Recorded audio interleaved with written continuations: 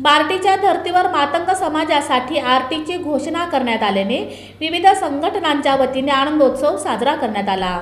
Doctor Babasaheb Ambedkar संशोधन व प्रशिक्षण संस्थेच्या धर्तीवर साहित्यरत्न डॉक्टर अण्णाभाऊ साठे संशोधन व प्रशिक्षण संस्थेच्या स्थापनेची व पुण्यातील जंगमवाडी येथील क्रांतिगुरू लहुजी साळवे स्मारकाचे भूमिपूजन करण्याची घोषणा राज्याच्या अर्थसंकल्पात अर्थमंत्री व उपमुख्यमंत्री अजित पवार यांनी केली। आरटी आणि क्रांतिगुरू लहुजींच्या स्मारकासाठी लढा देणाऱ्या मातंग समाजाच्या विविध संघटनांच्या नेत्यांनी व कार्यकर्त्यांनी आनंद व जल्लोष व्यक्त करत लाडू वाटप करून साहित्यरत्न अण्णाभाऊ साठे यांच्या पुतळ्यास पुष्पहार अर्पण करून अभिवादन करत महाराष्ट्र शासनाचे आभार मानले। यावेळी सामाजिक कार्यकर्ते सुहास शिंदे, ज्येष्ठ नेते श्रीकांत बोराडे, सकल मातंग समाज राज्य समन्वयक तथा संयोजक सुरेश पाटोळे, युवा नेते गोविंद कांबळे, रोहित खिलारे, विश्वनाथ पाटोळे, नितीन साठे, बापू गायकवाड, किशोर जाधव, रवी गायकवाड,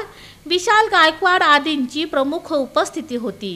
यावेळी सकल मातंग समाजाचे राज्य समन्वयक सुरेश पाटोळे यांनी माहिती देताना सांगितले की गेले 10 वर्षांपासून मातंग समाजातील विविध संघटनांकडून आरटी स्थापनेसाठी व स्मारक उभारणीसाठी आंदोलने, मोर्चे, धरणे, आमरण उपोषणे, साखळी उपोषणे, पदयात्रा या स्वरूपाची तीव्र आंदोलने करून तत्कालीन राज्य सरकारचे लक्ष वेधले होते। हजारो निवेदने सरकारला दिली गेली होती। समाजातील विविध स्तरातून केल्या गेलेल्या पाठपुराव्यास अखेर यश मिळाले आहे।